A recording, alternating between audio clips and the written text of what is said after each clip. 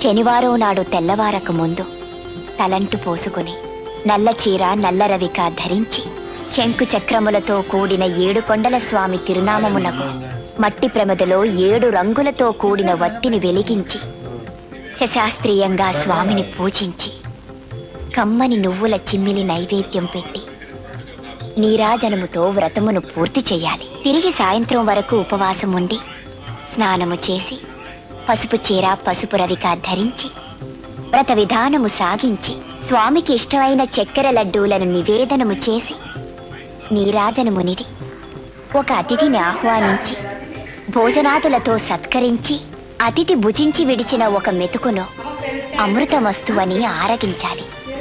అప్పటికి ఆనాటి శనివార వ్రతం పూర్తవుతుంది. ఈ విధంగా 7 శనివారములు వ్రతమును చేసినచో ఉద్దేశించిన సత్ఫలమును పొందగలరు.